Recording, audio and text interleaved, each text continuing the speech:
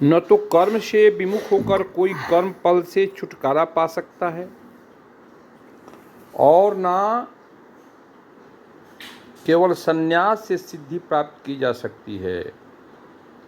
न कर्मणामनारंभ तैष्कर्म पुरुषो श्रुते न च संन्यसनादेव सिद्धि समधिगच्छति। नियत कर्मों को छोड़ करके आप अगर संन्यास धारण करते हैं तो वो भी एक अपराध की श्रेणी में आता है।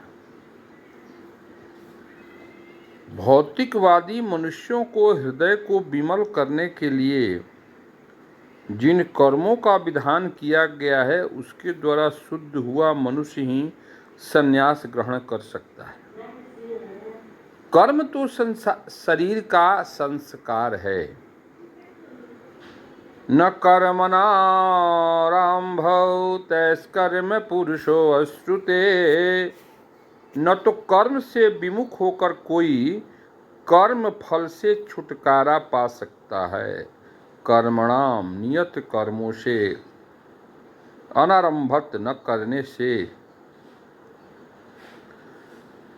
न च संन्यसतादेव सिद्धि समधिगच्छति। न तो कर्म से विमुख होकर कोई कर्म फल से छुटकारा पा सकता है और न केवल संन्यास से सिद्धि प्राप्त की जा सकती है। शुद्धि के बिना अनायास संन्यास ग्रहण करने से सफलता नहीं मिल जाती। ज्ञान योगियों के अनुसार संन्यास ग्रहण करने अथवा सकाम कर्म से विरक्त होने से ही मनुष्य नारायण के समान हो जाता है। सकाम कर्म से निरत वह कर्म जो आपको कर्म फल में बांधता है, और वह कर्म जो आप शरीर के शुद्धि के लिए करते हैं, तो शरीर के शुद्धि वाले कर्म कौन है? आप अपने कर्मों को करते हुए जिससे भगवत अनुसरण में, भगवत के शरण में जिसका त्याग कर देते हैं, जिसको आप भगवान श्री हरि के चरणों में समर्पित कर देते हैं, वह कर्म आपको शुद्ध करता है। जैसे आप खेती करते हैं, जैसे कि आप नौकरी करते हैं, लेकिन सिर्फ मन के भाव को बदलना है कि ये भी मैं सरकार की सेवा करता हूं, कृष्णम समर्प्यामि। खेती भी कृष्णम समर्प्यामि, नौकरी भी कृष्णम समर्प्यामि। तो समभाव की जब प्राप्ति होती है, समर्पण की जो भावना होती है, वही कर्मों से, उन्हीं कर्मों से शरीर शुद्ध होता है। और जब तक आपके अंदर अहंकार होता है कि मैं ये कर्म करता हूं और ये कर्म का फल ये है, तो कर्म और कर्म फल दोनों को बांधे रहता है आपका अहंकार। कर्म और कर्म फल दोनों के बीच में रहता है आपका अहंकार। भगवान कृष्ण कहते हैं गीता में कि कर्म और कर्म फल के बीच में अहंकार को हटा करके भगवत शरणम गच्छामि की बात करो, सरेंडर की बात करो, समर्पण की बात करो, तो वही कर्म और कर्म फल आपके शरीर को शुद्ध कर देगा और आपका वो नियत कर्म आपको संन्यास के योग्य बना देगा। न कर्मणारंभ नष्कर्तये कर्म पुरुषो अश्रुते न च संन्यसनादेव सिद्धि समधिगच्छति। कर्म का त्याग करके आपको संन्यास प्राप्त नहीं हो सकता है। इस चीज को आपको धारण करना होगा, आपको जानना होगा कि व्हाट इज योर ड्यूटी, आपका कर्म क्या है और कर्म फल क्या है।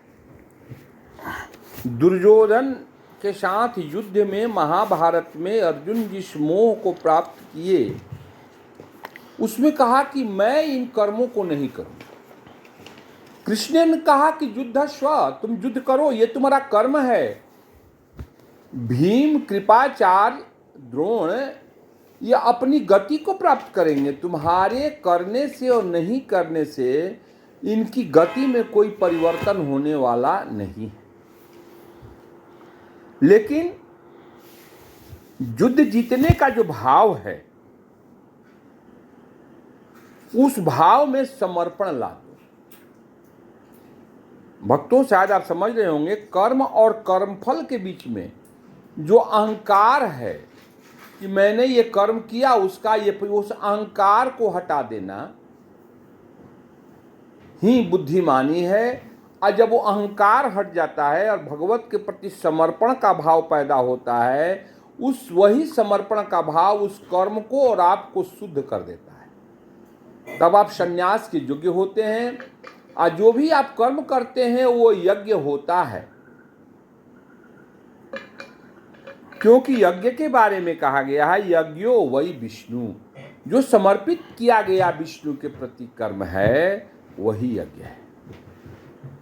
अब आपको इन सारी बातों के प्रति आस्था हो जानी चाहिए कि कर्म तो हमें करना है, लेकिन कर्मजनित अहंकार, कर्म से प्राप्त होने प्रतिफलन के बीच में अहंकार को हटा करके वहां पर समर्पण का भाव पैदा करना है। कृष्णम समर्पयामि। वृंदावन की गोपियां क्या करती थी? गोकुल की गाय को खिलाते समय, बछड़े को चराते समय, नहाते समय कृष्णम समर्पयामि, वो सब जगह कृष्ण को ही देखती थी। इस तरह से कर्मों को भगवत भक्ति में, भगवत चरणों में, कृष्णामृत में जो समर्पित कर दिया वही सही में कर्म किया। और वो जो कर्म होता है आपके यज्ञ के समान है, क्योंकि आपने कर्म और कर्मफल के बीच में जो अपना अहंकार है उसका त्याग कर दिया। धन्यवाद।